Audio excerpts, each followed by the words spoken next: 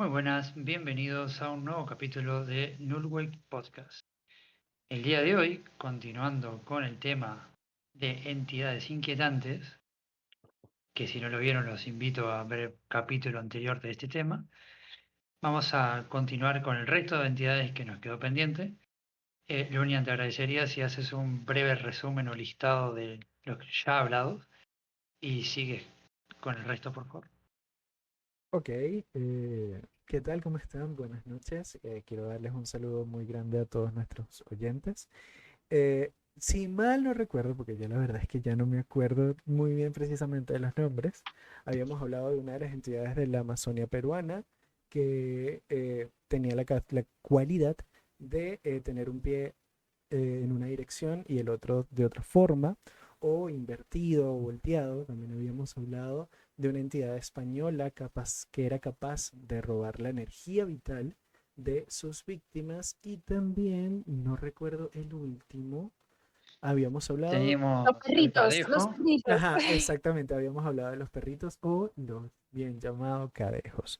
En esta ocasión tenemos tres nuevos protagonistas, los cuales también guardan muchísimo en común porque todos nacen de la necesidad de explicar algo. Pero antes de comenzar con estos protagonistas espectrales que forman parte de nuestra cultura universal, hablemos un poco de los protagonistas de Nullway Podcast. Tenemos por aquí también a Ley desde los United States, pero ella es originaria de ¿Eh? una isla del Caribe espectacular.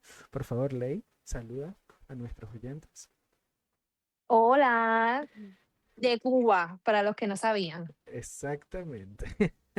También tenemos desde nada más y nada menos que el imperio amante al oro y de la igualdad y de momentos políticamente graciosos en su política, a Rebeca desde España. Saluda, Rebeca. Oli, ¿qué tal?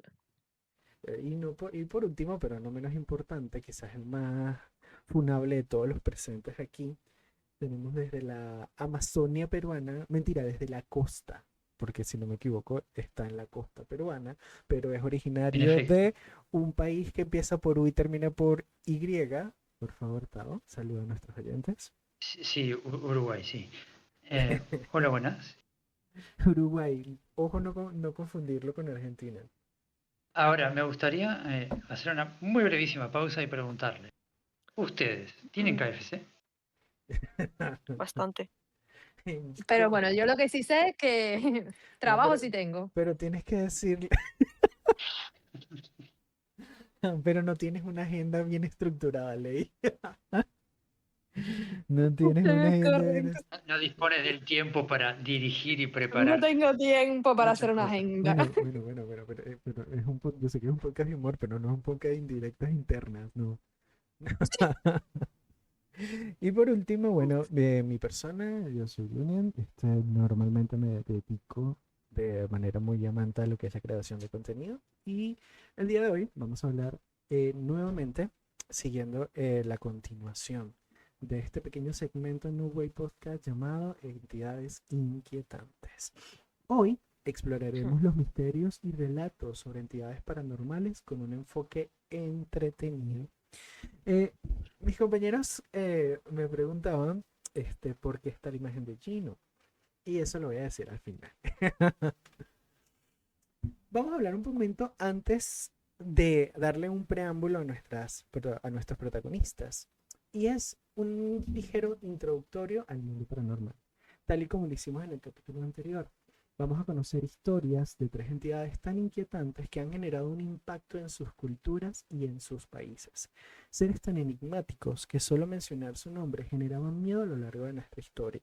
Y es importante declarar y mencionar que todas estas leyendas o todas estas entidades tenían algo en común. Todas nacieron de la necesidad de explicar algo que no era comprensible para la época, ya sea miedo, ya sea la sensación de estar siendo observado a través de la noche, ya sea el abandono, que podía ocasionar el abandono en el ser humano y incluso también las enfermedades. Sin embargo, también algunas de las leyendas que vamos a tratar el día de hoy sobre todo la última, que para mí es una de las más enigmáticas, tiene un nacimiento que de hecho es tan enigmático como su propia naturaleza. Entonces, teniendo esta pequeña introducción, vamos a darle la bienvenida a nuestra primera entidad y les pido a todos que se abrochen un momento los cinturones porque vamos a cruzar el mar Atlántico y nos vamos a ir al Imperio del Oro. Vamos. ¿Por qué nos vamos a ir al Imperio del Oro? Principalmente nos vamos a ir al Imperio del Oro porque la primera entidad que nos va a dar la bienvenida es la Tragantía. La leyenda de la Tragantía es una de las historias más inquietantes del folclore del sur de España, especialmente vinculada al municipio de Cazorla, en la provincia de Jaén. Yo me imagino, Rebe, que se pronuncia Jaén y no Jaén, ¿ok? Jaén. Ok. Sí. Dentro de la comunidad de Andalucía, esto es súper importante. A diferencia de otros relatos populares que habían, que en donde normalmente hablamos de apariciones breves, espíritus errantes, la historia de la Tragantía mezcla elementos históricos, la tragedia humana y una transformación monstruosa. Es una leyenda que habla del encierro, del abandono y del paso del tiempo. Y además de que todo esto en un solo compendio es algo completamente irreparable. El origen del relato se sitúa en la época de la Reconquista, cuando los reinos cristianos avanzaban sobre los territorios musulmanes de la península ibérica. Según la tradición, en el castillo de la Hiedra, una fortaleza que aún dominaba el paisaje de Cazorla, vivía un rey o gobernador musulmán y su familia como tal. Ante la inminente caída de la ciudad, recordando que estamos en la época de la Reconquista, y la llegada de las tropas cristianas que buscaban recuperar su tierra, el gobernante tomó una decisión bastante desesperada. Sabiendo que no podía defender la fortaleza por mucho tiempo, decidió ocultar a su hija en los pasadizos subterráneos del castillo, para protegerla del enemigo, de todos esos, digamos, cruzados que venían a impartir la palabra de nuestro Señor Jesucristo y la palabra de Dios. La joven fue encerrada en las galerías secretas y catacumbas del castillo, junto con provisiones, agua y algunos alimentos y objetos valiosos. La idea del rey o del gobernante para esa época era bastante sencilla. Cuando el peligro pasara y la ciudad estuviera nuevamente bajo el control, él regresaría para liberarla. Sin embargo, la historia no siguió ese plan. El castillo cayó, el padre murió en combate o, en algunas otras versiones, fue capturado, según la versión que se escuche o se narre para ese momento. Y nadie volvió a escuchar sobre esta muchacha encerrada en las catacumbas del castillo. La ciudad cambió de manos y el tiempo siguió su curso y la entrada al pasadizo quedó olvidada y no solamente en el olvido, sino que también quedó sellada. La joven quedó atrapada bajo tierra, sola y dejada al abandono y la oscuridad. Durante los primeros días, ella sobrevivió gracias a los alimentos almacenados, pero cuando estos se agotaron, el encierro se convirtió en una lucha desesperada por la supervivencia. La tradición dice que en el aislamiento comenzó a alimentarse de lo único que encontraba en las galerías y catacumbas del castillo: murciélagos, reptiles y cualquier criatura que habitara la humedad de aquellos túneles oscuros. Con el paso de los años, la soledad, la oscuridad y esa vida subterránea transformaron y sellaron el destino de esta joven. Su cuerpo se volvió pálido y alargado.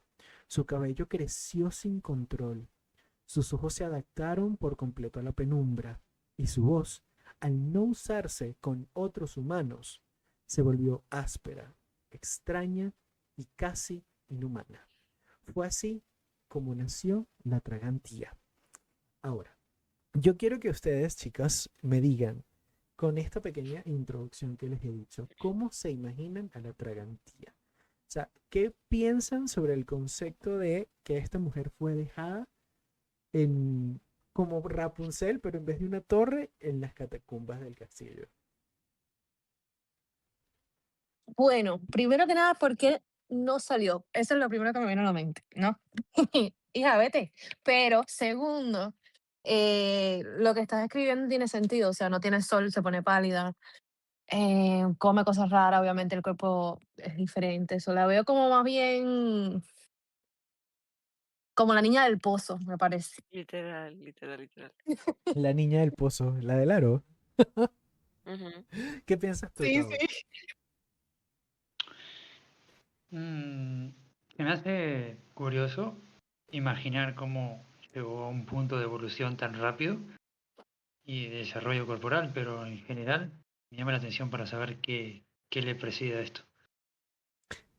Fíjense que yo asocio un poco más la transformación de esta joven, no al concepto, bueno, tanto al concepto del abandono, porque realmente el abandono de dejarla en un lugar oscuro es un peso muy importante en la historia. Pero hay algo también extremadamente importante y es que ella fue aislada de la sociedad. Ella no se relacionaba como humanos. ¿Y qué pasa con el ser humano cuando se aleja de la sociedad? ¿Qué empieza a ser el ser humano cuando se aleja de la sociedad? Agarrar una pelota de un paquete de FedEx ¿De y dónde gritar va a sacar la pelota? Comienza a tener comportamientos un poco más primitivos. Yo siento que la historia de la tragantía no solamente nos habla del abandono, sino de la devolución del ser humano a sus esencias más primitivas, más salvajes, y claro, expresada desde la monstruosidad de una transformación irreparable. Entonces, yo siento que este relato nos habla más que de un abandono, sino del aislamiento completo y lo que hace el aislamiento en el ser humano. Tras capaz de transformar a una joven noble, a una princesa, literalmente, en una criatura monstruosa capaz de infligir miedo y generar terror en lo que sería España. El nombre proviene de la idea de tragar, de devorar, y refleja de cierta manera su nueva naturaleza.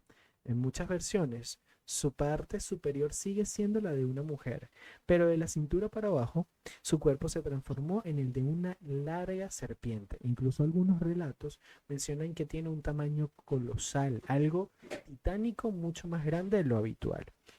En otras se les describe como una criatura completamente alargada, quitándole por completo su humanidad y haciéndolo más similar a una especie de serpiente extraña o amorfa, que se desplaza por las galerías y cavernas bajo el castillo y las montañas cercanas, es decir, que ella logró salir. La leyenda afirma que la tragantía sigue viva incluso en los días actuales, habitando los túneles subterráneos de Cazorla. No aparece con frecuencia, pero su presencia se manifiesta de una forma muy particular.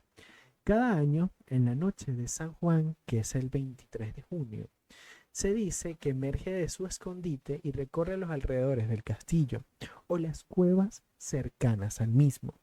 Durante esta noche, su voz, que recordemos es bastante extraña para lo que pudiésemos llamar entre el resumen humano, puede escucharse entonando un canto que se ha transmitido de generación en generación.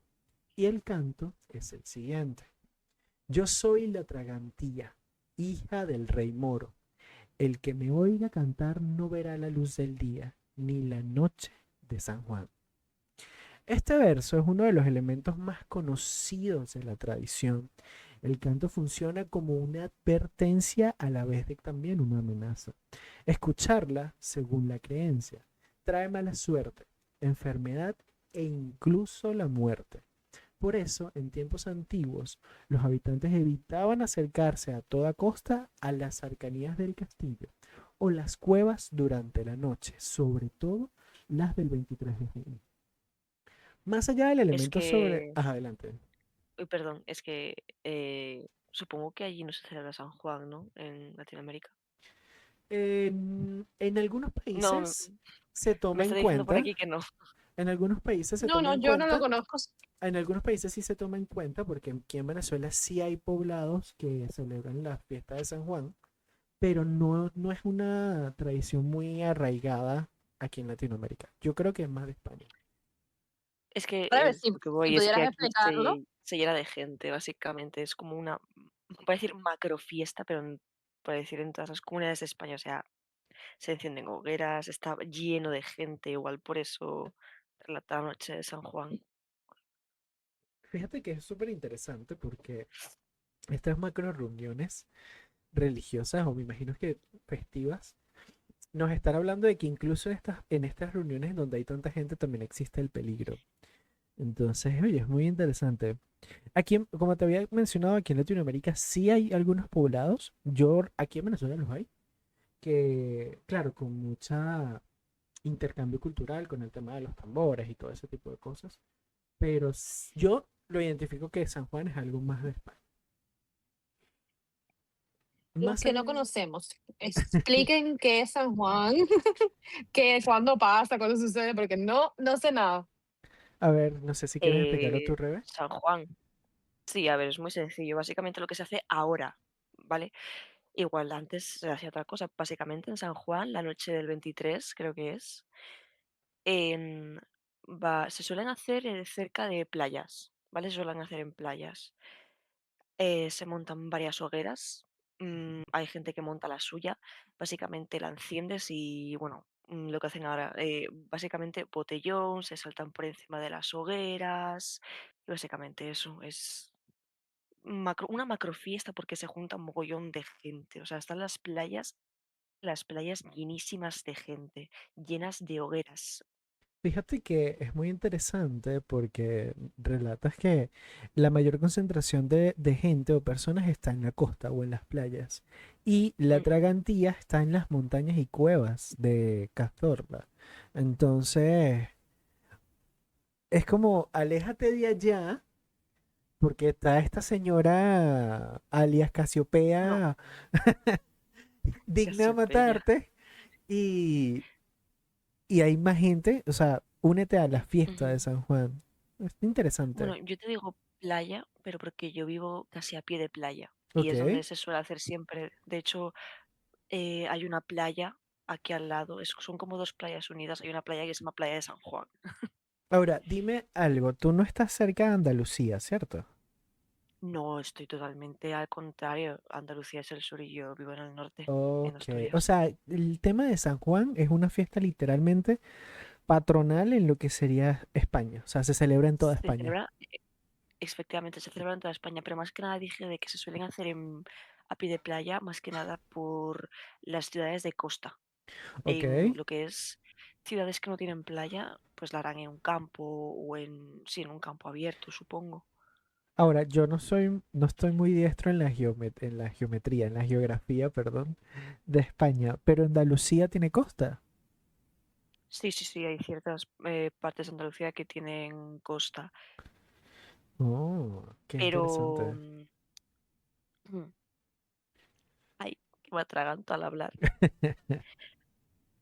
Pero ahora mismo me pillas, no me acuerdo del mapa ahora mismo. Jaén creo que no tiene playa. No, no, Jaén no tiene playa, así que Wow, wow, wow. ¿Qué piensas tú hasta el momento, Tao?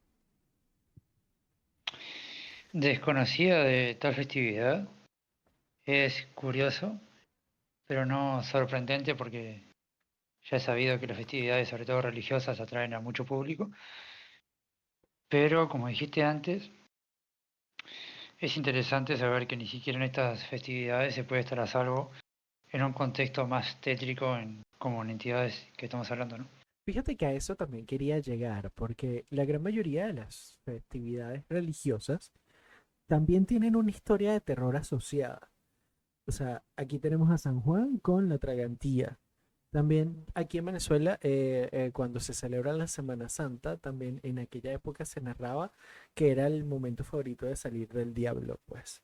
Entonces, es interesante porque ni siquiera en estas fiestas religiosas, en donde se supone que todo se hace en un motivo espiritual muy férreo, nos salvamos del terror, o sea, siempre está presente. Quizás pudiésemos asociarlo a, como lo había mencionado, el tema de la tragantía, aléjate de las montañas y únete a la fiesta en la costa, pero siempre existe Tengo una esa duda. advertencia. Adelante. Se menciona, como dijimos antes, que es una festividad religiosa y en este caso es San Juan. No sé si Ujú. alguno conoce, en mi caso no, quién es San Juan o quién fue San Juan. y si es que hay alguna relación en cuanto a este personaje con la entidad. A ver, Rebe, ¿tú tienes algún conocimiento de eso? Mm, mm, La verdad que el porqué de San Juan, no sé por qué. Yo tengo una teoría. A ver. Ok. Mientras analiza tu teoría, voy buscando Junio, información. Creo que sé ok, por busca qué es. información. Pero ese momento, junio 23 Ajá. es alrededor del solsticio del verano Ujú, y los rituales que están nombrando en San Juan, o sea, el día de San Juan, ujú, suenan bastante paganos, ¿no? Porque suenan hogueras, quemar lo anterior, brincar por encima del fuego, todas estas cosas son cosas de culturas paganas.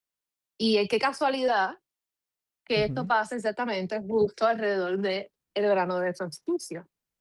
Esto puede Ok. ser, digo yo, que esto es otro caso más de tradiciones paganas, que a lo mejor por eso el festival es Que ese día, fueron que fueron cristi- robadas por el cristianismo. que Sí. fueron absorbidas por el cristianismo. Y además hay que tomar en cuenta de que San Juan hay muchos San Juan, porque está San Juan Bautista, está un San Juan que nació Es en a lo que iba. España, que Sí. Sí, está el que fue un fraile y un poeta, que de hecho si yo no mal recuerdo también era escritor o tenía algo de ese estilo.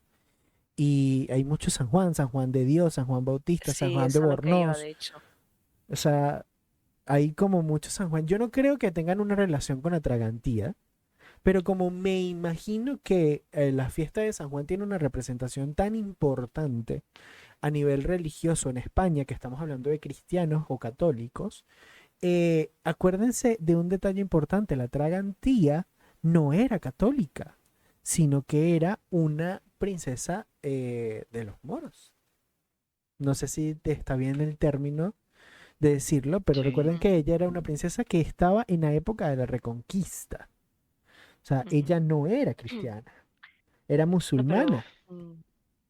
se hace la fiesta, creo que fue un colegio religioso, no me acuerdo, no soy religiosa, pero creo que era por San Juan Bautista. Creo que las Ajá. hogueras eran porque habían mandado a hacerlas por el nacimiento de San Juan Bautista como para celebrar o algo así.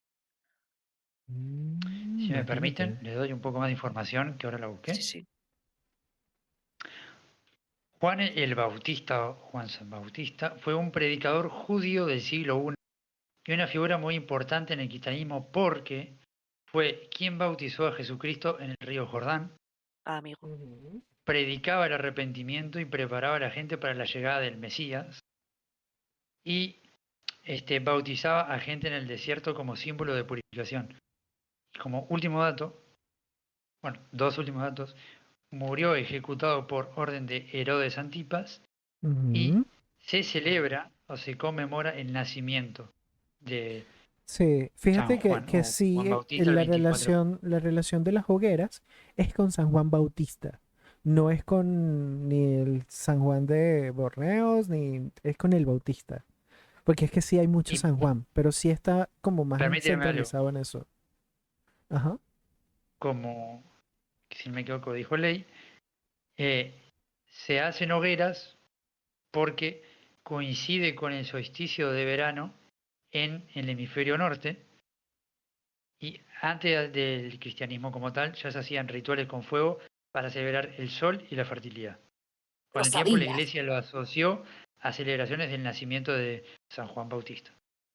Bueno, ya sabemos que Ladrones.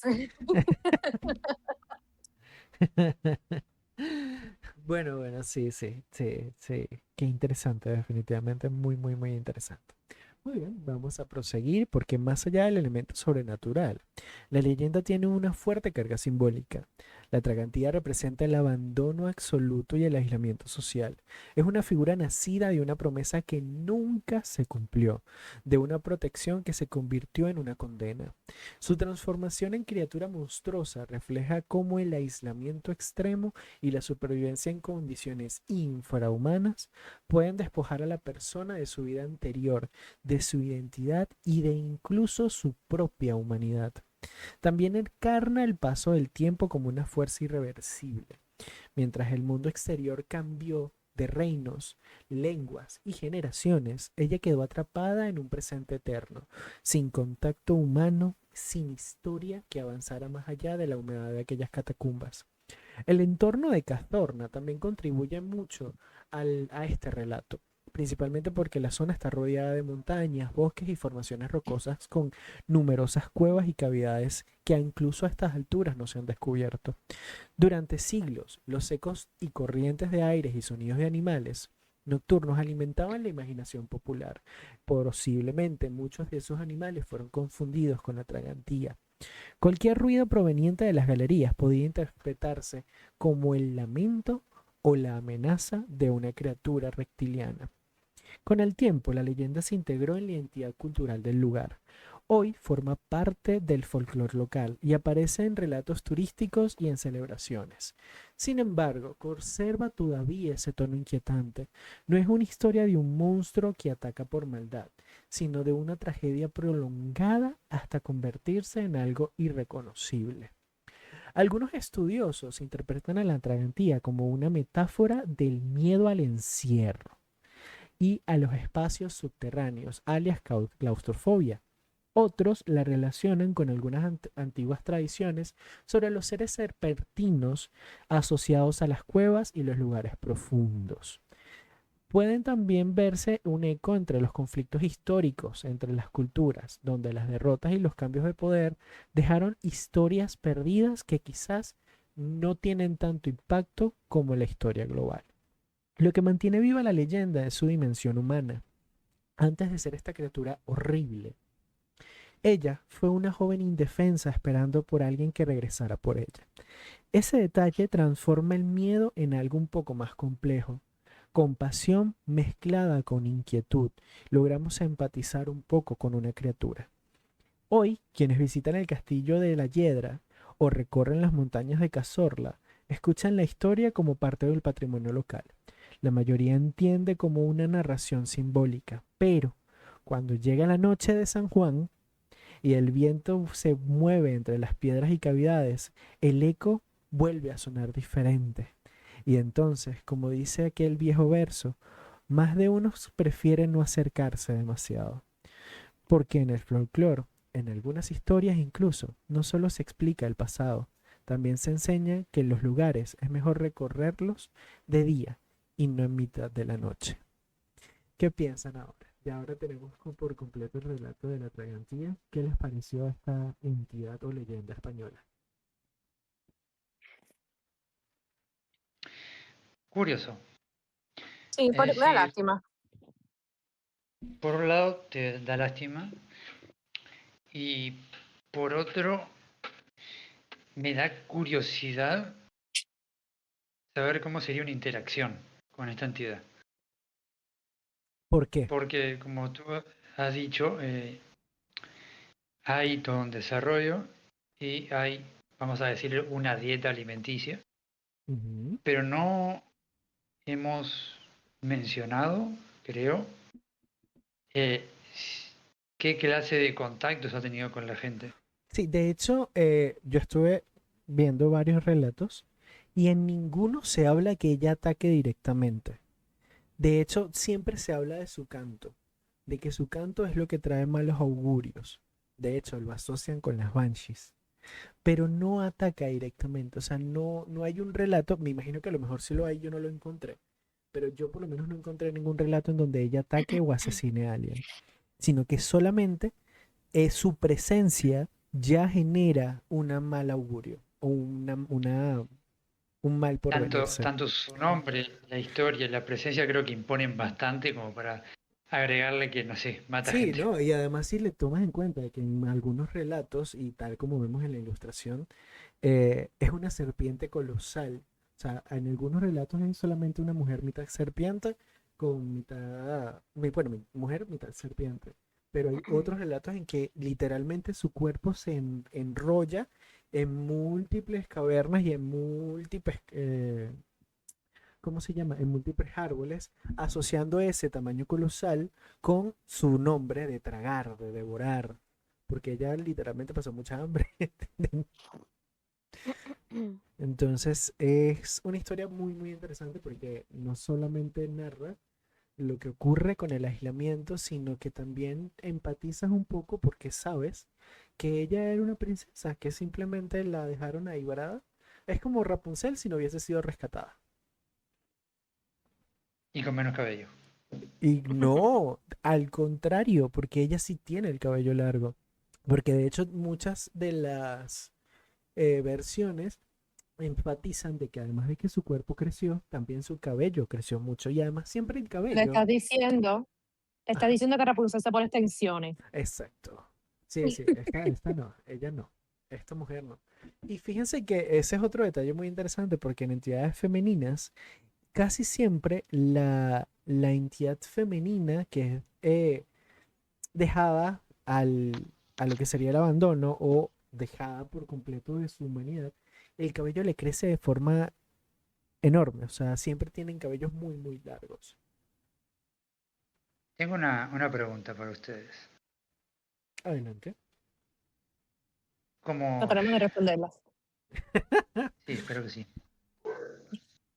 Se supone que hubo un cambio, bueno, se supone no, dentro de la leyenda hubo un cambio físico bastante importante y en un punto de hace un momento dijiste, Lunian, que era un humano o persona. Entonces mi pregunta es, según ustedes, ¿en qué momento o a partir de qué línea tendríamos que dejar de tratar como humano, como persona, a una entidad de este tipo?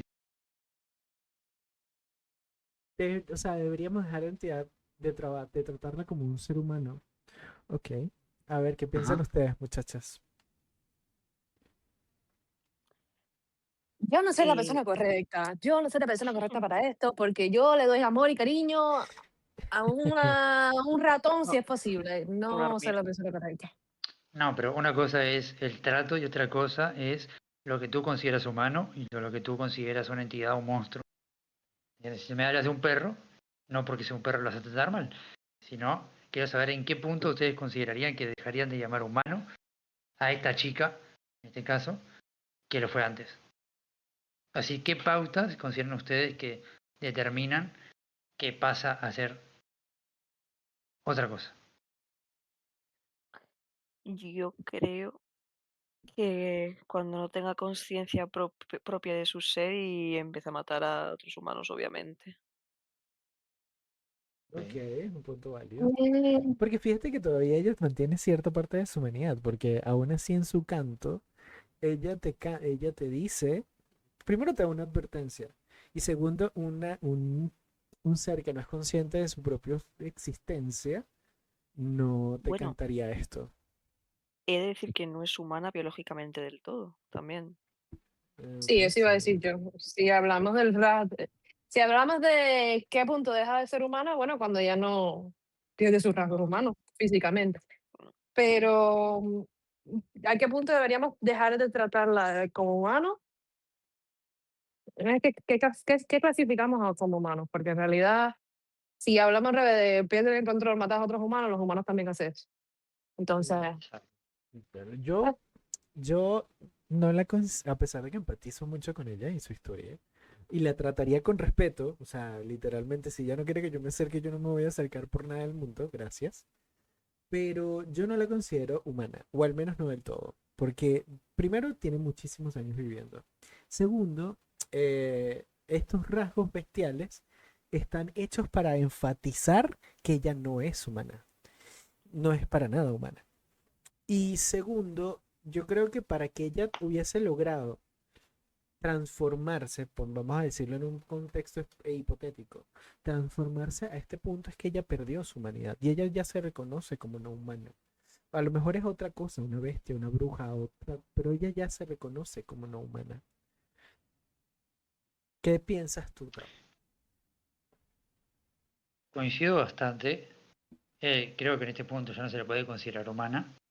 Y también, como dijo Rebeca, o por lo menos una parte de lo que dijo ella, creo que en un punto donde la conciencia pasa a ser algo que los demás deberían tener temor o sentirse amenazados, en un contexto más imponente, cuando ya sabes que, por ejemplo, no es lo mismo que conozcas a una persona y sea un asesino serial, digamos, a que tengas una entidad de este nivel y de esta categoría imponiendo amenazas o tenerle tanto temor y se generalice tanto del boca a boca de su historia, ¿no?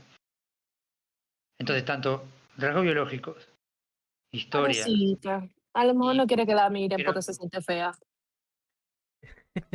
sí, Medusa. y algo que No. también, bueno, dudo que encontremos una explicación, pero el por qué se desarrolló hacia el lado del cuerpo de una serpiente y mantuvo parte de sus rasgos, entre muchas comillas, humanos, y no cualquier otro animal, por así decirlo, Porque, es curioso. de hecho, es muy interesante porque, uno, las serpientes están también asociadas a cavernas, entornos húmedos y a aspectos subterráneos, pues, o sea, tú puedes conocer que gran parte de las especies de serpientes tienden a buscar cavernas como refugio o como guaridas o como nido. Sobre todo estas que están en zonas geográficas con bosques y vegetaciones exuberantes.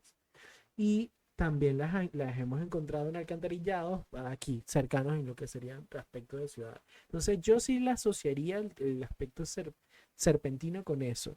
Sin embargo, no, ahora que tuve un recuerdo con lo que dijo Ley, eh, me recuerda también a la historia de Medusa. Y no sé si ustedes conocen la historia de Medusa o precisamente la versión que tiene que ver con la sacerdotisa Atenea que fue Yes. a Abu con del índole Subalcé por Poseidón.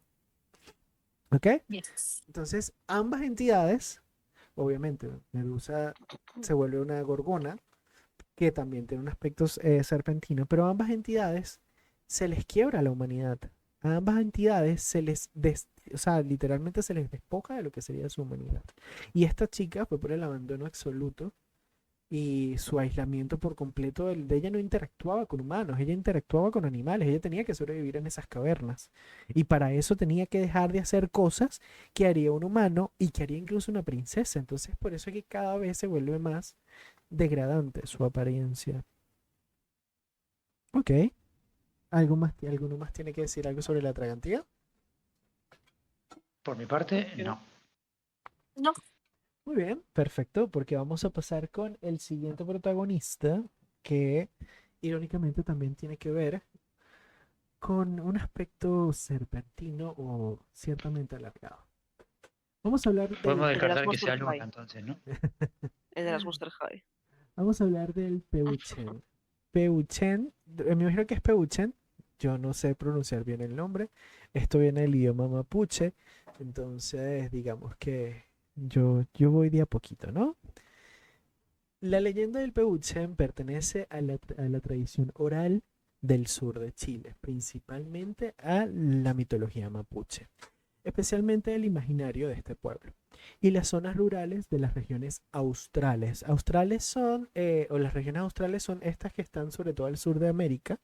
A pesar de que te recuerde a Austria, tiene que ver con algunos sectores tanto de Chile como de Argentina o parte de Argentina en la parte sur, donde los bosques son densos y la humedad constante y el aislamiento histórico han favorecido la pertenencia de relatos sobre seres que habitan los márgenes de lo visible.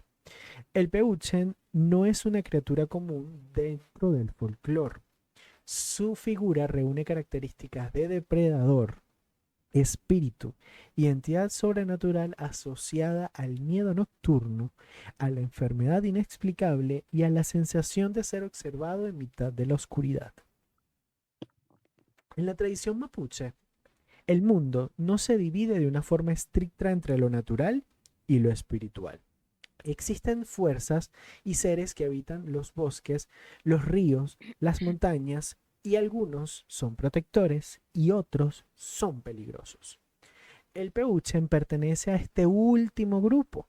Es considerado un ser maligno, sigiloso y difícil de detectar, cuya presencia está vinculada con el debilitamiento físico, el ataque nocturno y en algunos casos la muerte. Las descripciones del Peuchen varían según la región del relato, pero hay elementos que se repiten con mucha frecuencia. Se le representa como una criatura de forma alargada, similar a una serpiente gruesa o un reptil sin patas. Su piel suele describirse como oscura o verdosa, y sus ojos grandes y brillantes tienen la capacidad de paralizar a las personas o aquellos que ven su mirada. Algunas versiones atribuyen alas o membranas que le permiten planear entre árbol y en otras incluso también poder volar. Otros describen como una masa viva, no como una serpiente, sino como una masa viva que se arrastra sigilosamente por el suelo entre la vegetación.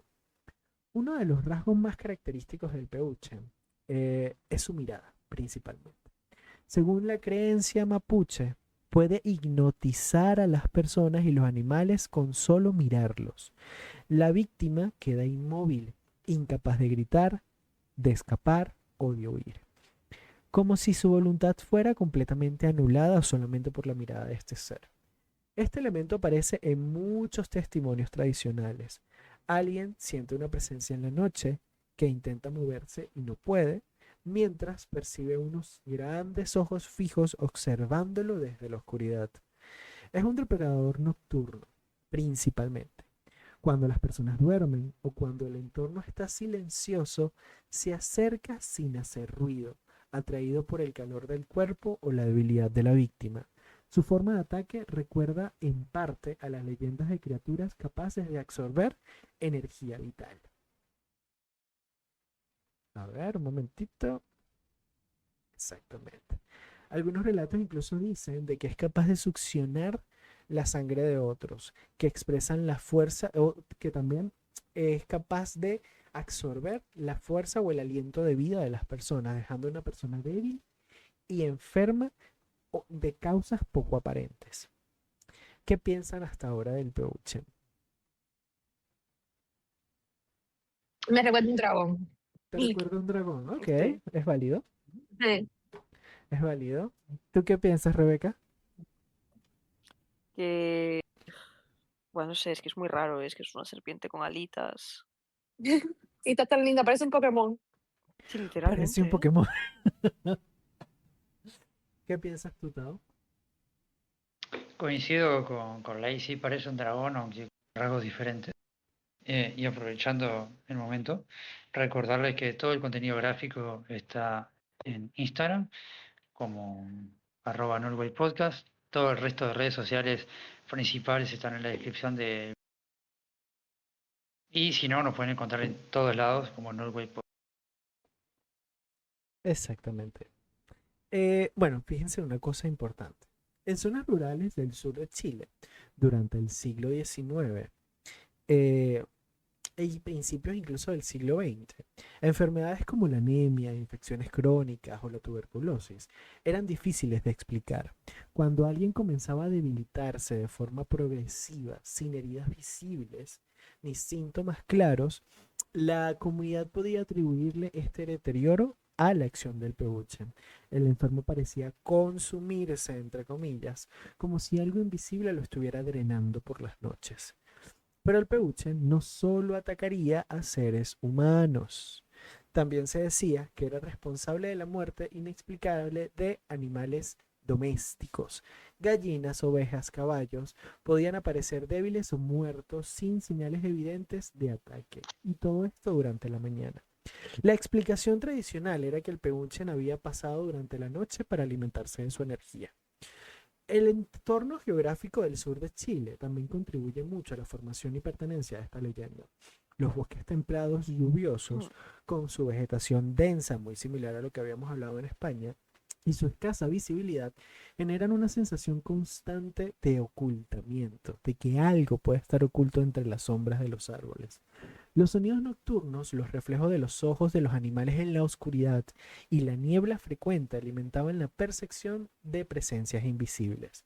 Este contexto hace que el peluche se convierta en una personificación del depredador que acecha sin ser visto. Incluso algunos relatos hablan de que sus escamas o su cuerpo era capaz de imitar las sombras y de camuflarse en el entorno, mientras que uno lo atribuían al concepto de que su pelaje oscuro se confundía con la noche, otros literalmente hablan de que este ser era capaz de camuflarse como los camaleones y de adoptar incluso con exactitud las sombras proyectadas por las hojas de los árboles.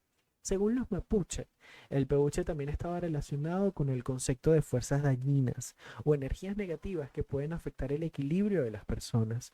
Algunos lo vinculan indirectamente con la brujería o el uso de poderes ocultos por parte de individuos malintencionados. Es decir, el peluche pasaba de ser un depredador o un animal salvaje de los bosques chilenos a ser una manifestación o un instrumento de daño espiritual. Es decir, brujos mapuches o sacerdotes oscuros mapuches, no tengo muy en claro cuál es el término, invocaban al peluche para hacerle daño a las personas que deseaban. Las formas de protección contra el peluche varían según las zonas en que estemos hablando. Pero en la gran mayoría de las ocasiones se recomendaba mantener el fuego encendido para poder estar visible del entorno, ya que la luz y el calor lo ahuyentaban. También se colocaban ramas de ciertas plantas protectoras o medicinales en las puertas y ventanas. Y en otros casos se recurría a machis o curanderos que realizaban rituales principalmente en dos vertientes: establecer o restablecer el equilibrio espiritual del afectado, y por el otro también poder ahuyentar a este tipo de espíritus y criaturas de la víctima. Otro elemento interesante de la leyenda es su relación con la mirada. Se dice que debía de sostener el contacto visual con el peluche jamás, no se podía establecer nunca, porque su poder de hipnosis o paralización actuaba a través de los ojos y de su brillo.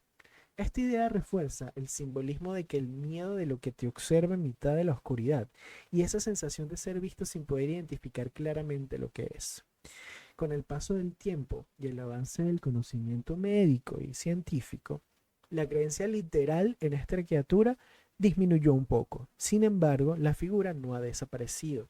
Hoy forma parte del patrimonio cultural y del folclore del sur de Chile, presente en relatos tradicionales, recopilaciones etnográficas y narraciones transmitidas dentro de las familias. Desde una perspectiva un poco más simbólica, chicos, el peluche representa varios terrores fundamentales del ser humano: el miedo a la enfermedad invisible e imprevista, el desgaste que ocurre sin causa evidente en una sociedad que también estaba acostumbrada, al trabajo forzado y al trabajo físico, el miedo a la noche y a la vulnerabilidad durante el sueño, y sobre todo el miedo a perder el control o la autonomía de nuestro propio cuerpo. La idea de quedar inmóvil siendo observado por aquello que, a pesar de que parece un dragón, no es algo muy lindo, es una monstruosidad, genera mucho pánico. También puede interpretarse como una explicación cultural a fenómenos que también están asociados a la parálisis del sueño, la sensación de opresión nocturna o los episodios de ansiedad relacionados con la propia oscuridad. En lugar de ser entendidos como procesos fisiológicos o psicológicos, se le atribuía todo a esta presencia de leyendas y mitos. Hoy, en muchas zonas del sur de Chile, el pehuchen ya no es visto como una amenaza real. Sin embargo, su presencia persiste en el imaginario y, por supuesto, sus relatos son contados aún a estas alturas de la actualidad. Y aunque la mayoría considere que el pehuchen es una leyenda, en los bosques profundos, donde la luz se apaga temprano y el sonido del viento se mezcla con los árboles, todavía hay quienes prefieren no quedarse demasiado tiempo mirando hacia la oscuridad, porque en las historias antiguas el peligro no siempre es lo que uno ve, sino aquello que te está mirando primero. ¿Qué piensan de el pehuchen? Me recuerda bastante a una de las entidades que mencionamos en el capítulo anterior, Lo iba a decir justo. Que de por hecho el es del hecho sur de de, España, ¿cierto? Sí.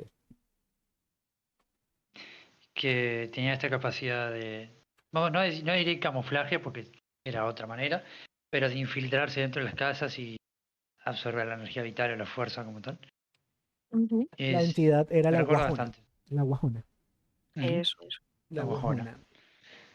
La guajona, Métodos exactamente. diferentes, fin el mismo, pero sí, tiene mucha Sí, que similitud. es curioso que varios lugares tengan como que Los mismos. entidades parecidas en lo que hacen, aunque se vean físicamente diferente, ¿no? Pero hacen más o menos lo Creo, mismo. Hacen más o menos lo mismo. Claro, en este caso, él es un depredador y es más un animal o un espíritu, pero sí tiene como esa misma función de ser un parásito o también llamado un vampiro espiritual, porque también en algunas versiones, más que sangre, absorbía la esencia vital de las personas. Y a mí me parece súper interesante porque nuevamente se repite eh, la entidad serpentina o serpiria, como queramos decirlo. Y en la mitología mapuche, las serpientes eran muy, muy, muy importantes. Que de hecho, espero en algún momento, en algún capítulo, podérselos traer. Habían dos entidades serpirias que habían creado el mundo y son los responsables de crear la tierra y el mar. Y en este caso es una serpiente que hace completamente lo contrario. Pero a un fin de cuentas, y tomen algo muy en cuenta, para los mapuches no existen buenos o malos, no existen negros o blancos, sino que el mayor ejemplo de ello es el Peuchen, porque él es un espíritu, simplemente está allí, es parte del mismo ciclo o la naturaleza para la cosmología mapuche. Es peligroso, por perteneces supuesto. al mismo ecosistema, digamos. Exactamente, pertenece al mismo ecosistema. No es ni malo ni bueno, simplemente es parte del elemento como tal. Y eso es algo súper interesante, súper, súper, súper interesante. ¿Qué les parece? ¿Alguno quiere decir algo más del peluche? Por una parte no. A ver, No, chicas, ¿qué Aunque, piensan ustedes? No. ¿No?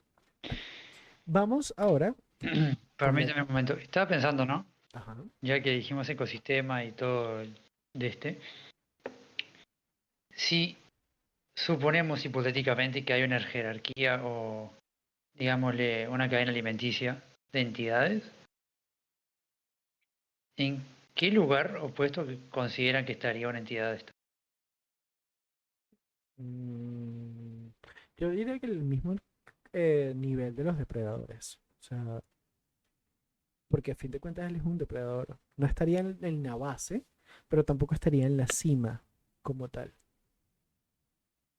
¿Qué dicen Y ustedes, ahora que me chicas? diga mi siguiente pregunta,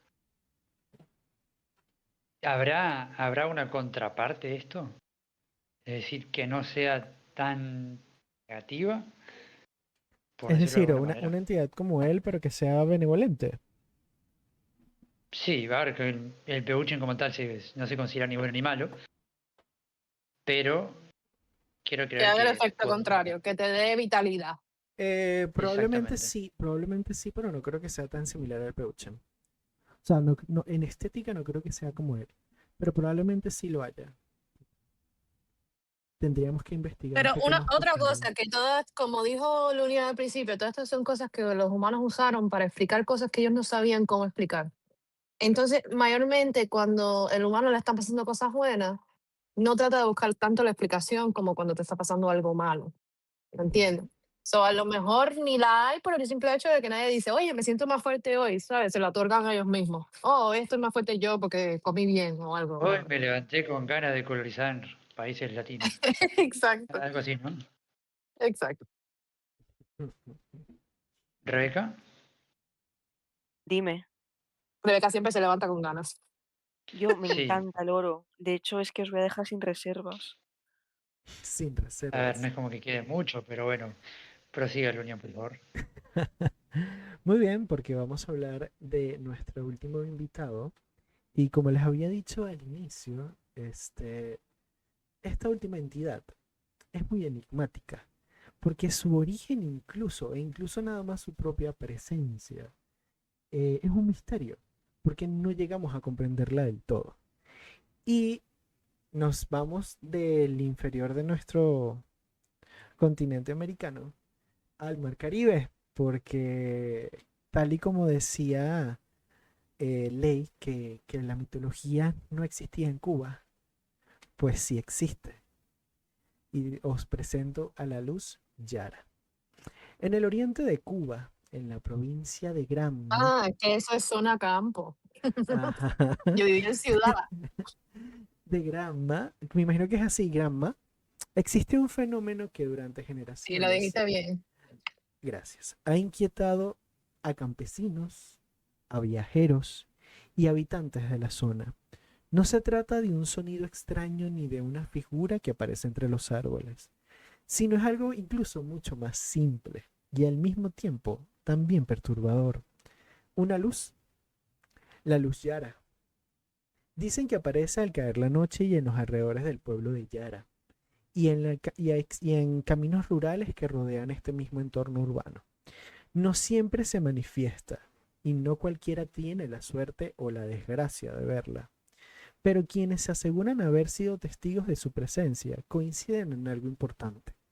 No es una luz común, no es un foco de electricidad, no es el destello de una llama o de una fogata, no es una luciérnaga, no es una luz común.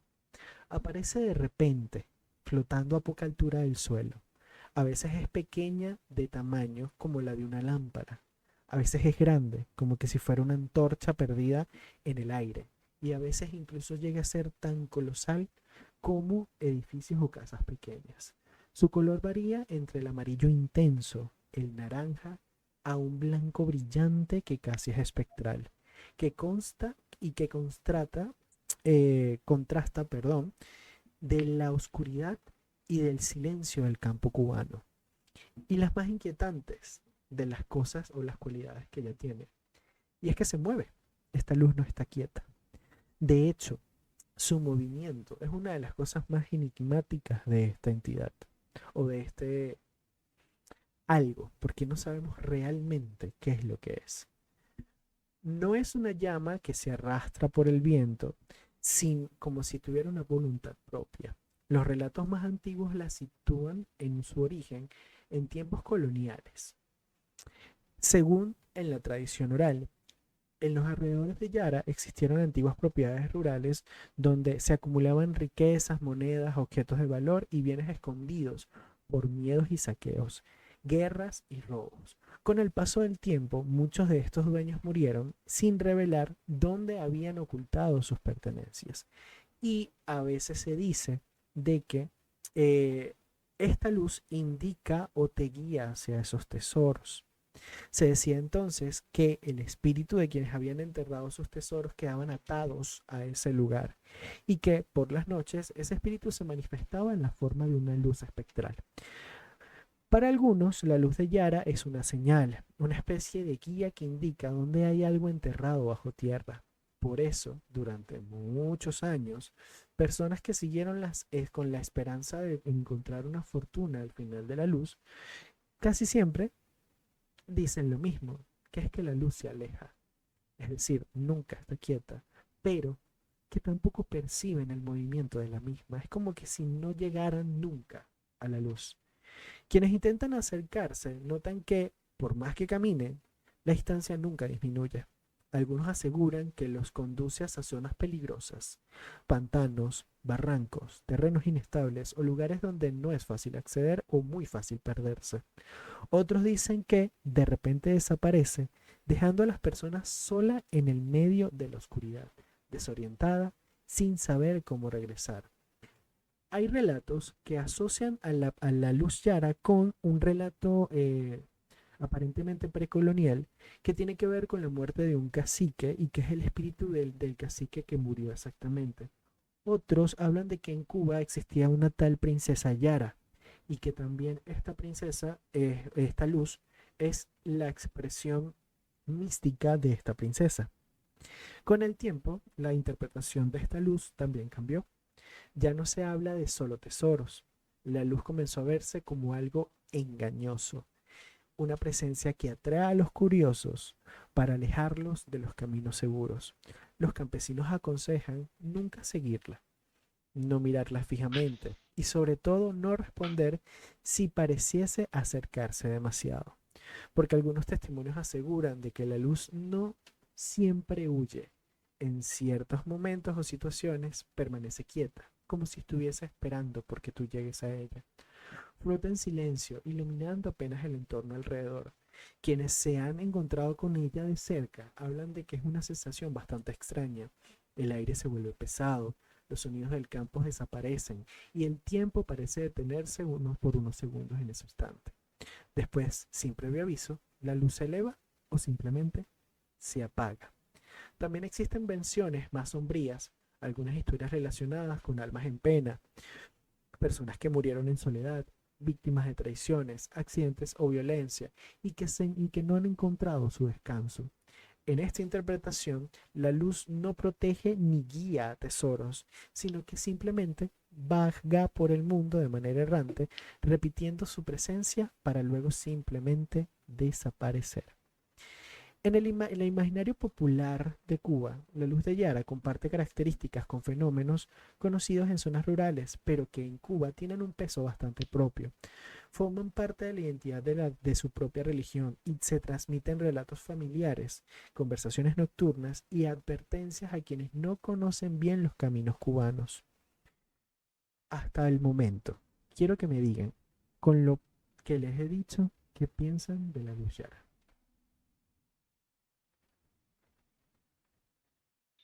Em, Me llama la atención porque como tal hay muchas historias o perspectivas, pero tengo un enigma, o más bien teoría, que, según mencionaste, atrae en algunos casos a las personas a sitios peligrosos, ¿no? Entonces, si lo vemos desde un punto donde en vez de atraerlos peligro, quizás los atrae hacia donde alguien ya tuvo un accidente o murió para encontrar sus cuerpos, como una especie de alarma, manera. Ujú. ¿Qué opinan de Es eso? una buena teoría. Yo tengo varias teorías con respecto a la luz Yara. Muchas, varias teorías. ¿Qué piensas tú, Rebe? Vamos a dejar la ley para el final. Pienso que es, en plan, es bastante raro, ¿no? Una bola de luz, a mí me parece bastante raro. Es como, no sé, Ah, es raro, en plan, ¿por qué una bola de luz? O sea, sé que lo has explicado ahora, pero una bola de luz, ¿por qué? ¿Qué piensas tú, Ley? Yo nunca había escuchado de Yara. Ahora sí, ok, había escuchado de Yara, pero en otro contexto, porque una de las cosas que pasó en Cuba es el grito de Yara, Ujú, que fue el 10 de octubre de 1800, no me acuerdo, que no me acuerdo la historia de Cuba, que fue lo que marcó la independencia de Cuba hacia los españoles. ajá, So, exactamente. lo noto curioso que, que tenga el mismo nombre y hasta me pregunto si a lo mejor como que trataron, nosotros en Cuba, una de las cosas que nos dicen muy a menudo es que si es un ser de luz es bueno, si lo ves en oscuro es malo. Ujú, Entonces, lo veo más bien como que a lo mejor era una esperanza que tenían esos soldados, esos mambises, que, que veían un espíritu bueno y pensar, y tú sabes, como que lo nombraron bajo la batalla que tuvieron el grito de Yara como tal. Lo ujú. veo bastante interesante en ese sentido. Ahora, yo creo que también este está relacionado a que normalmente suele aparecer en un sector que se llama Yara. No sé si es así, no sé si estoy equivocado, pero había leído en varias ocasiones porque sí es cierto, y obviamente entiendo el por qué este hecho. Conseguir eh, fuentes de información de, de este tipo de leyendas de Cuba está difícil. Obviamente, porque estamos hablando de una isla hermética, pues, o que apenas ahorita es que está comenzando a conectarse con la globalización. Entonces, sí está complicado, pero en gran parte de los hechos, obviamente estamos hablando desde la perspectiva de la gente externa como yo, se asocia a un lugar que se llama Yara y que también está asociada a ese hecho importante de la historia cubana, que es el grito de Yara. Incluso también de que había una mujer llamada Yara que tenía un cierto cargo de nobleza y que también falleció. Otros también hablan del cacique. Es decir, hay algo que quizás no nos estemos dando cuenta y, y está muy ligado a nuestra costumbre de querer investigarlo todo. Y es que todos podemos decir aquí 10.800 teorías de qué es la luz de Yara y nadie lo sabe. Ni siquiera sabemos qué Ah, es. Ni siquiera pero sí, sabemos de qué una de las es. cosas que sí sé, porque de Cuba, que es algo que se dice comúnmente. Ujú, Cuba, nosotros somos un país de mucha espiritualidad, ¿no? ujú, Tenemos mucho, es muy común la cultura yoruba y es algo que está en nuestra cultura como tal, no solamente en que ciertas personas lo practican, ¿no? So, ujú, una de las cosas que te dicen normalmente con el espiritismo es que si tú ves algo, si es negro, o sea, si tú lo ves oscuro, que no le ves la cara, qué tal, que no le ves si es hombre o mujer, que no le ves estas cosas, significa que quiere tu mal. Y entonces, cuando tú me dices que es una luz blanca, que se ve que es una mujer, que se queda quieta, que flota, que no sé qué, lo quiero ver más bien como una luz, algo que te está guiando de ujú. fuera del peligro, o sea, te está llamando la atención para que tú no sigas y en realidad lo que está haciendo es que te está cuidando. Así es Ok. como yo me lo imagino, Claro, podemos imaginarla basado en lo que así, conozco. podemos imaginarla así, pero entonces en contraposición tenemos a muchos relatos que te hablan de que más bien los guía a lugares borroscosos, a barrancos, a pantanos, o que simplemente desaparece, así como tan enigmática apareció, tan enigmática desapareció. Entonces yo creo que no es una entidad o algo que aún comprendamos del todo. O que no comprendemos ni siquiera cuál es su motivo, porque ella tampoco te habla, tampoco te invita. Y a veces tú caminas hacia ella y te das cuenta que no has recorrido nada. Entonces piensas de que más bien en vez de acercarse, lo que hace es alejarse. Entonces para mí es una entidad misteriosa. O sea, no sabemos literalmente lo que hace, ni por qué está allí. ¿Qué piensas tú, Tao? Pues sigo con mi teoría anterior, aunque debo agregar a mi teoría que, como dijiste, aparece y desaparece, así que considero que se queda sin batería. Los guajiros, o también los campesinos cubanos, tienen reglas un poco bastante claras frente a esta luz. Si aparece, no se sigue, no se desafía, no se le intenta alcanzar. Lo mejor es continuar el camino sin tomar o prestarle demasiada atención, como que si no estuviera allí. Con el paso del tiempo, también han surgido explicaciones naturales. Algunos atribuyen el fenómeno a los gases que emergen del suelo y que se incendian con el contacto con el aire, produciendo llamas bastante breves. Otros hablan de reflejos atmosféricos que ocurren en Cuba y descargas eléctricas menores o efectos visuales causados por la humedad y la temperatura, porque en Cuba, bueno, el tema de la electricidad no es como que sea muy frecuente, ¿ok? Yo sé que da un poco de risa, pero en el caso de la luz de Yara, en un pueblo urbano que en las noches no tienen luz, es incluso hasta más llamativa. Entonces, ¿cómo explicas que tenga que ver con descargas eléctricas cuando el mismo pueblo no tiene luz? O sea, es como, por estas explicaciones no han, Claro. claro, estas explicaciones no han eliminado la leyenda. De hecho, la han hecho mucho más importante, porque todavía no terminamos de entender lo que es, porque así como hablan de gases que emergen del suelo y se encienden con el aire, los relatos que hablan de la luz de Yara es que es una luz que está perenne, está presente, está allí, está que no se va, sino que simplemente desaparece cuando ella quiere. Hoy en día, la luz de Yara sigue siendo parte del imaginario del oriente cubano.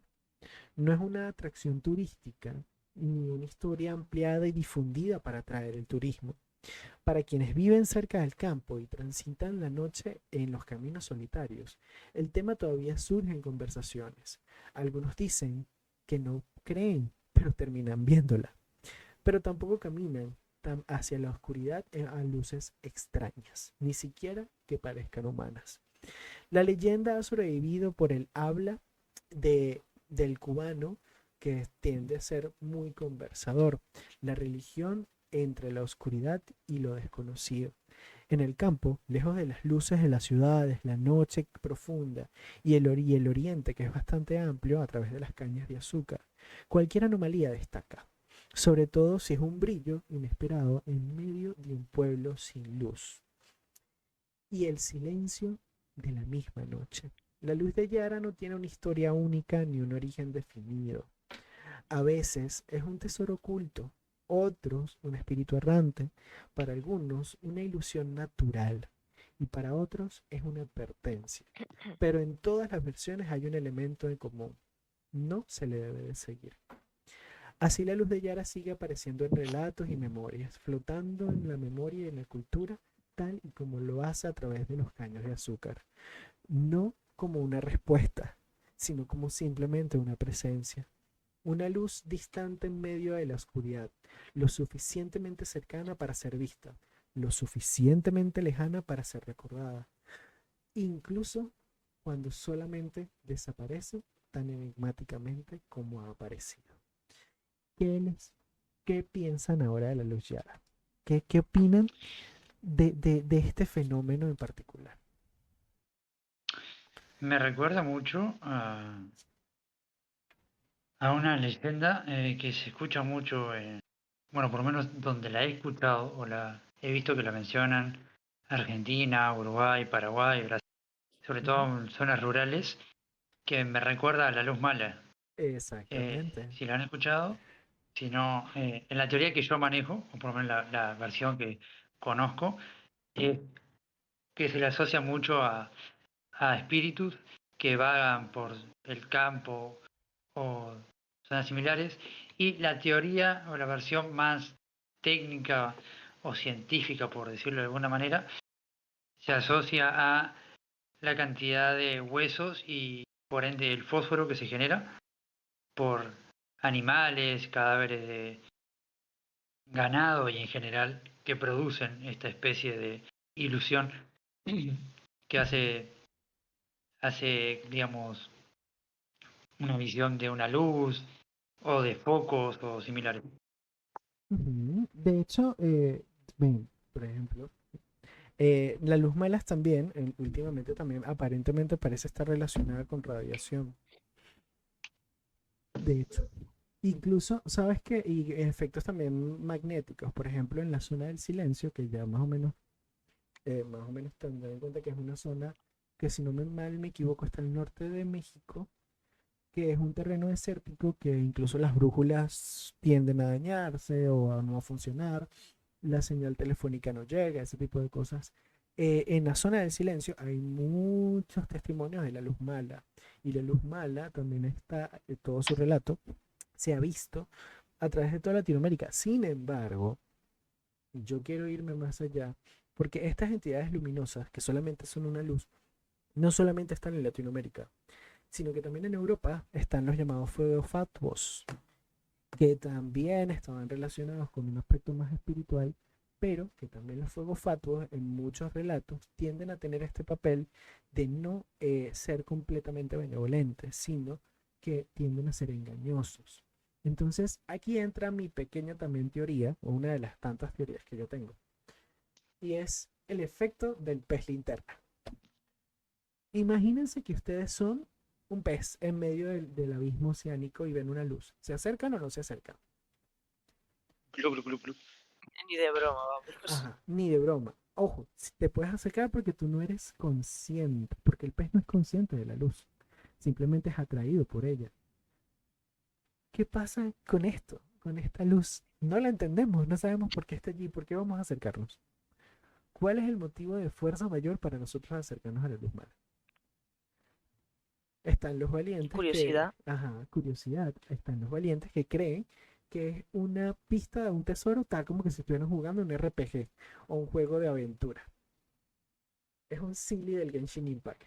Ok. Ay, Es un silly del Genshin Impact. Ajá. Y desaparece. Y entonces te quedaste en medio del campo. ¿Por qué motivo aparecería una luz que te guía a la mitad del campo y simplemente desaparecería? Ah, es que no cumpliste la misión, me desaparezco. ¿Cuál es el motivo? A mí falta de particularmente, la suruba. a mí particularmente me genera mucho enigma la luz Yara. Mucho enigma la luz Yara. De hecho, si me fuese más a fondo, eh, incluso la compararía con fenómenos ovni o fenómenos UFO que también aparecen igual. Una luz que aparece en mitad del campo y parece alejarse o no alejarse, parece quedarse quieta o simplemente desaparece. Lo cual es turbio, es perturbador. Imagínense ser un campesino o ser una persona que está en medio de los campos de caña de azúcar y caminas y ves una luz y no entiendes la luz y de repente la luz se desaparece. ¿No les parece perturbador? A mí me parece perturbador. Sí, no, yo me cagaría y Ojalá echaría lo cosas. veo.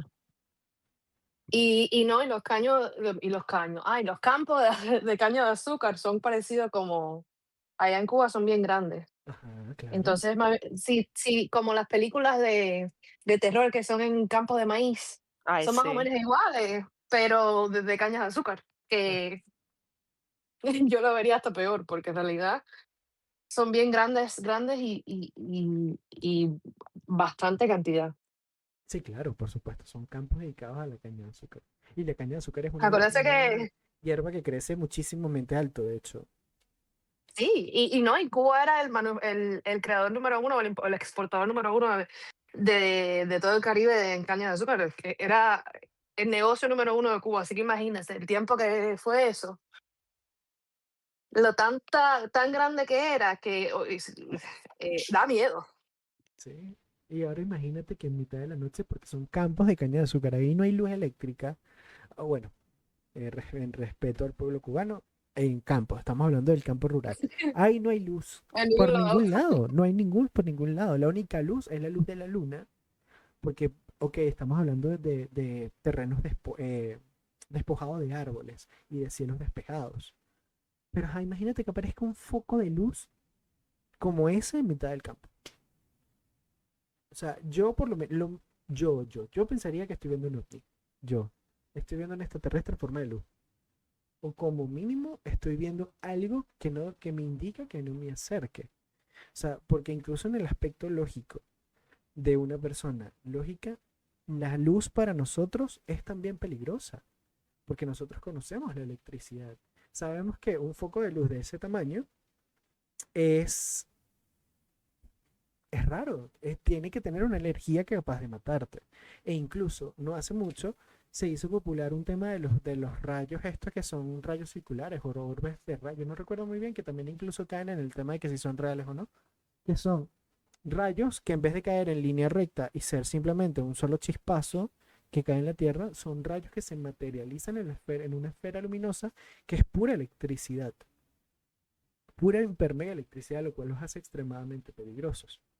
Entonces, imagínate verlo en la soledad de un campo de caña de azúcar. Es aterrador. O sea, no importa por donde lo mires, para mí yo no me acercaría. ¿Qué piensas tú, Tao? Yo basándome en los antepasados y la supervivencia que traigo los genes, en el sentido común, si veo que una luz se aleja cuando me acerco, no voy a seguir intentando. Como que, bueno. Pero, a ver, creo que por todos lados hay un cartel que dice peligro. ¿Para qué te vas a acercar? ¿Qué dice? Peligro. Primero que nada, ¿qué haces en el medio de un campo de caña de azúcar a la noche? Quédate en tu casa, acuéstate a No, no, no, dormir. no.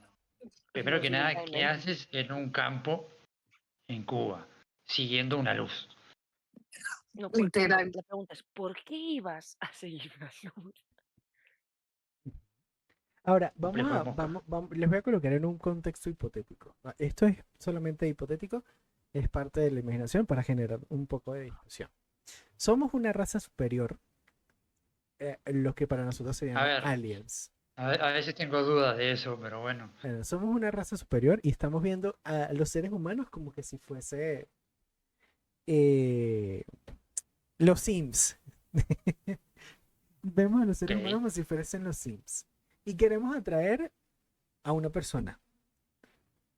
¿No colocarías un foquito de luz en un lugar en donde no debería aparecer un foquito de luz para ver quién se acerca? Ustedes no lo harían. Mm, ¿Sí? sí, pero pondría comida debajo de la luz. Ah, El correcaminos, pues. Exacto. un poquito de petróleo. A ver, ya que lo voy a hacer, me divierto en el proceso, ¿no? Pero no lo harían. O sea, si ustedes buscaran de llamar la atención de alguna manera, o por ejemplo, otro contexto hipotético, fueran un espíritu y quisieran llamar la atención de alguien, ¿cómo lo harían? ¿No lo harían con un foco de luz así y raro en algún lugar? Tiene sentido, Luria. Claro, tiene sentido. Yo Mientras personalmente, mientras no. a dicho ser superior no se le ocurra tirar un meteorito y extinguir toda la raza, puede llamar la atención como quiera. Mientras que al admin del server no se le ocurra resetearlo, por favor, puede hacer lo que Claro. quiera. Bueno, muy bien. Estas han sido las tres entidades del día de hoy, de este gran capítulo. Y les había dicho que les iba a explicar por qué salía Gino. Y nada, va a ser una pequeña marquita personal en todas las presentaciones que yo dirija del podcast. Va a aparecer Gino en diferentes facetas. En esta ocasión Se los dije. es un Gino que ha investigado y que además de eso funciona como el narrador principal de estas historias. Entonces Ok, aquí van a ver a Gino varias entonces, veces. ya que vas a dejar tu marca personal y hablando de un capítulo de entidades, No, no vas a poner el ¿me audio, recuerdas no cómo vas a se poner el audio. llama? No, por favor. No, no, no, no. ¿Cómo se llama el mascota barra bicho raro de la película que sale junto con el pajarraco? Es un El tigre. gatito. Es un tigre coreano. Un Gato, tigre. tigre. Bueno, no sé, pero se supone que Un viene un tigre mundo coreano. sobrenatural. ¿A qué entidad lo asociarían dentro de los capítulos que hablamos? Al Los tigre. perritos. Al tigre al cadejo. Yo lo colocaría en el Sí, cadejo. Yo lo acá dejo. ¿Y colocaría en al el pájaro? cadejo. Sí. Igual, porque ambas funcionan como entidades. Mensajeras. Ujú, ujú. Se podría hablar, en verdad se podría hablar Sería de hecho muy del tigre similar. de Keep Demon Hunters, ¿eh? Claro, pero es que el tema del tigrecito de Keep Demon Hunter, su inspiración realmente está basado en cómo se pintaba o cómo se intentaba de Ya, sí. caricaturizar a la realeza Sí. Y coreana al pajarito y también. al pajarito, porque el Mm, pajarito era el pueblo y el tigre era el rey. Entonces, por más Sí. grande que fuera el Es rey era más bien una estúpido. historia así. Ajá. Yo solamente diré que quiero el sombrerito del pájaro. Bueno, ese sombrerito, dependiendo del contexto de que lo uses, tiene diferentes significados. Por ejemplo, en el Ajá. caso de Gino, en su versión demonio, vestido de negro con el hanbok negro, ese sombrero representa las parcas coreanas. Pero ese sombrero en otros contextos tenía una representación de nobleza. Sí. Entonces, Rey, ajá, nobles. rey, nobles y demás. Incluso esa copa alta, o bueno, copa alta, perdón, esa alta, ala ancha que tienen, mientras más ancho era, también tenía otros significados, porque los sacerdotes espirituales que los vemos al inicio de la película son sacerdotes como tal. Se utilizaban únicamente los Ujú. sacerdotes. Entonces, depende de cómo sea el sombrero, tiene un significado distinto. El tigrecito funciona más como una criatura espiritual protectora, como un cadejo, o como el perrito de Coco. ¿Recuerdan? Ay, Yes. sí. Ajá. Pero tiene Recuérdalo. esa inspiración de las antiguas pinturas coreanas. Ojo, también pudiésemos decir que se inspira en el saya o en el león coreano o león asiático, pero está más inspirado en el tema de cómo se pintaba el tigre, que era la nobleza coreana, y el Tiene cara cuervo, de tonto, ajá, por eso es que tiene cara de tonto. por eso. Y Porque el cuervo, la realeza es tonta. ajá, y el cuervo, que era más astuto, pero era más pequeño, representaba que podía dominar sobre la realeza de alguna cierta forma. Y bueno, eso Interesante. sería todo. Bueno, capítulo interesante, curioso, con bastantes teorías. ¿Les gustó? ¿Qué les pareció? ¿Qué opinan? Muy bueno, me encantó, me encantó. Y aprendí hasta cosas de mi país. ¿Qué dices tú, Rebe? Vamos, día didáctico, digamos. No sé hablar, fue bastante interesante y con bastantes puntos que hemos tocado de curiosidades entre ahí no sé hablar, en cada entidad. Tú Y la puedes, verdad Rebe. que yo puedo. Y la verdad que me ha gustado bastante este capítulo. Muchísimas gracias. Bueno, yo he sido Lunian, soy investigador y narrador de historias favoritos, no mentira. Y bueno, de verdad que quiero agradecerles a todos, tanto a mis compañeros del podcast, por el tiempo que han dedicado a escuchar todas estas historias. Agradecer, por supuesto, y súper importante a nuestros oyentes, tanto en Spotify y YouTube, su presencia. Por favor, dejen los comentarios, incentívenos un poco, motívenos un poquito. A pesar de que nosotros lo hacemos esto con mucho cariño y con el motivo de entretenernos nosotros mismos y de tener un espacio de reunión entre nosotros a pesar de la distancia, queremos tener esa retroalimentación de ustedes, de saber qué les parece, qué cosas quieren que tratemos, qué les gustaría escuchar de nuestras voces. Así que están completamente invitados a dejarnos algún comentario en la caja de comentarios, ya sea en YouTube, ya sea yendo directamente a nuestras redes sociales. Recuerden, No Way Podcast en todas las plataformas. Y bueno, más nada que decir, muchísimas gracias y nos veríamos en un próximo capítulo. Y Tao, por favor, las palabras finales. Sí, bueno, les quiero dejar una tarea, ¿ok? Quiero que para el próximo capítulo me digan, no solamente ustedes, sino las personas que nos escuchan, qué nombres les pondrían a nuestros espectadores. Porque, como tú dijiste, este es un espacio que creamos con el fin de entendernos y compartirlo. Entonces, me gustaría crear una especie de nombre para todos los participantes y tanto para nosotros. Así que se los dejo de tarea y veamos qué sale de todo esto. Muchas gracias por escucharnos, muchas gracias por su tiempo y hasta la próxima. Chao, Chao, chao. chao.